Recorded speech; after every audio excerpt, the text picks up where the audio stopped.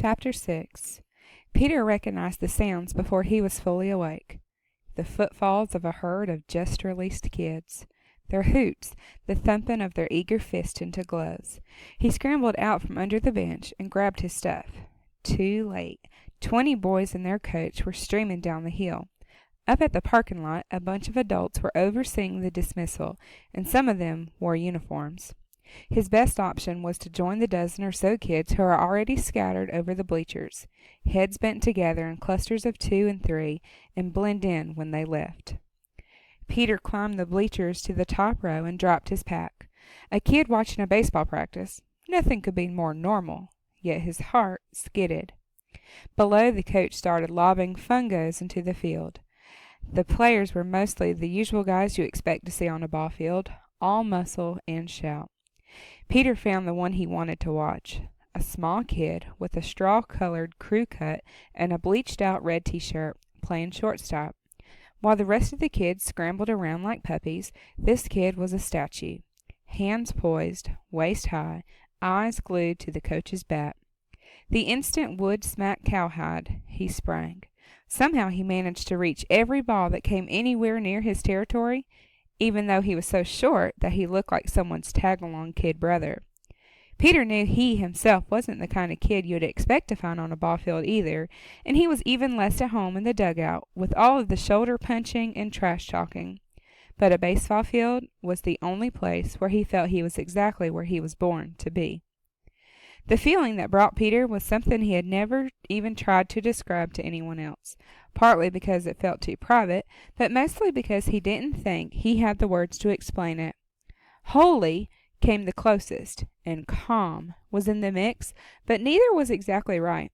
For a crazy minute, Peter sensed that the shortstop understood about that holy calm, was feeling it too, right now. The coach had taken the mound and was tossing puffballs. The batters were hitting sharp liners and grounders, and the outfielders were finally paying attention, or at least facing in the right direction. The shortstop was still the one to watch. He looked like he was stitched together with live wires, gaze steady to the play. Peter recognized that kind of concentration. Sometimes his eyes would actually go dry because he forgot to blink. So focused was he on every move of every player, and knew it paid off. Like the kid in the red t-shirt below him, Peter owned his territory on a ball field. He loved that territory right down to the cut grass, dry dust smell of it. But what he loved more was the fence behind it. The fence that told him exactly what his responsibility and what wasn't. A ball fell inside that fence. He better field it. A ball soared over it, and it wasn't his to worry about anymore. Nice and clear. Peter often wished that responsibility had such bright, tall fences around it off the ball field, too. When Peter's mother had died, he had gone for a while to a therapist. At 7 years old, he hadn't wanted to talk, or maybe he just hadn't known how to shrink that kind of loss into words. The therapist, a kind-eyed woman with a long silver braid, said that was okay. That was perfectly okay. And for the whole session, Peter would pull little cars and trucks from a toy box. There must have been 100 of them in there.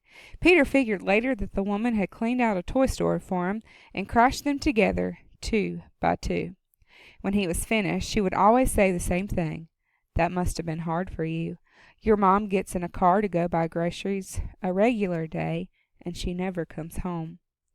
Peter never answered, but he remembered a sense of rightness about those words, and about the whole hour, as if he was finally where he should be, and there was nothing else he should be doing except crashing those little cars, and hearing that it must have been hard for him. Until one day, the therapist said something else. "Peter, do you feel angry?" "No," he said quickly. "Never." A lie.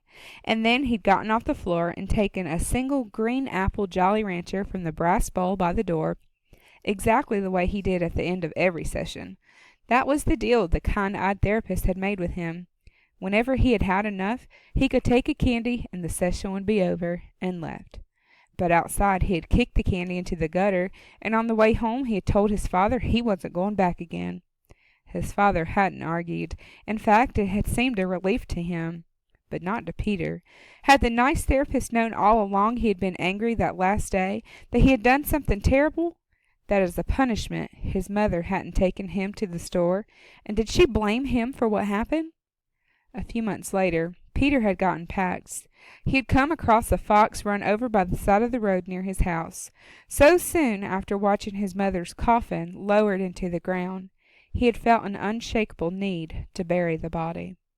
As he had looked around for a good place, he found the den filled with 3 cold, stiff kit bodies and one little ball of gray fur still warm and breathing. He had tucked Pax into a sweatshirt pocket and brought him home and said, not asked, said, "I'm keeping him." His dad had said, okay, for a while. The kit mewed piteously all through the night, and hearing him, Peter had thought that if he could visit the kind-eyed therapist again, he'd smash those toy cars together all day and all night, all day and all night, forever.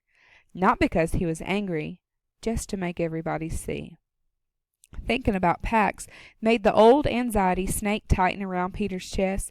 He needed to get moving again, make up some time. The practice was breaking up now, boys lopping in from the field, shedding equipment as they streamed past the dugout. As soon as the field was clear, he dropped from the bleachers, pulled his backpack down, and hitched it over his shoulders. Just as he set out along the diamond, though, he saw the shortstop. Peter hesitated. He should take off, try to blend in with the stragglers leaving the school grounds, but the rest of the team had left this kid to bag up the equipment and walk back alone, and Peter knew how that felt. He picked up a couple of balls and handed them over. "Hey!" The boy took the balls with a cautious smile. "Hey." "Nice play. The last liner, that ball had hair." The boy looked away and scuffed at the dirt, but Peter could see he was pleased. "Yeah, well, the first baseman made it look cleaner than it was." "Nah, you planted that ball. Your first baseman would be lucky to catch a cold by himself. No offense." The boy gave Peter a real grin. "Yeah, Coach's nephew. You play?" Peter nodded. "Center field." "You new here?" "Oh, I don't live here. Peter nodded his head vaguely south. "Hampton?" "Yeah, Hampton, right." The boy's face closed. "Scouting before Saturday's game? Jerk." He spat and walked back to the dugout. As he left the school grounds, Peter congratulated himself on his quick thinking, covering his runaway tracks, but somehow he felt kind of bad anyway. Somehow he felt lousy, actually. He shrugged the feeling off. What was it his dad said about feelings? Something about a quarter and a cup of coffee? And checked his watch. 4:15.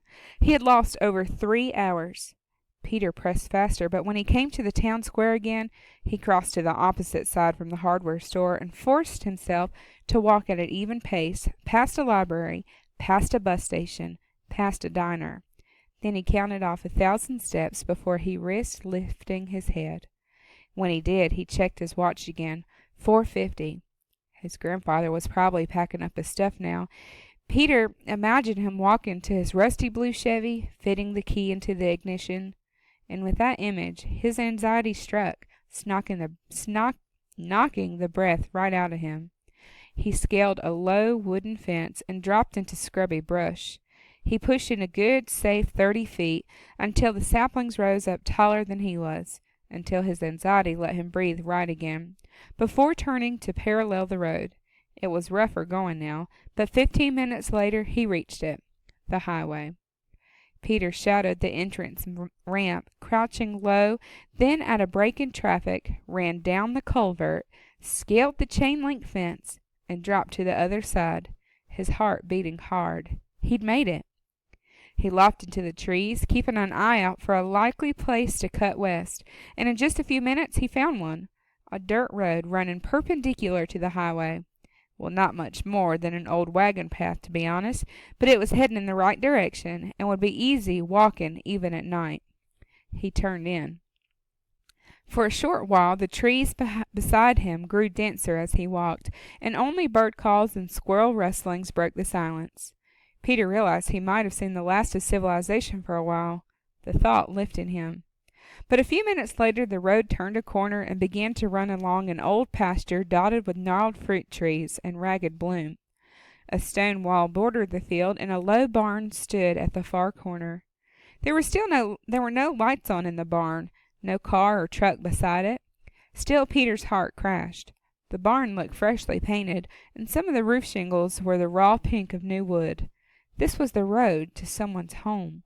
Worse, it might lead to a bigger road that Atlas had been too old to show. In any case, it wasn't a shortcut across the hills. Peter dropped his pack and sank into a narrow jog in the stone wall. Exhausted and starving, he tugged his boots off and peeled down his socks. 2 bad blisters throbbed on each heel. They were going to kill when they broke.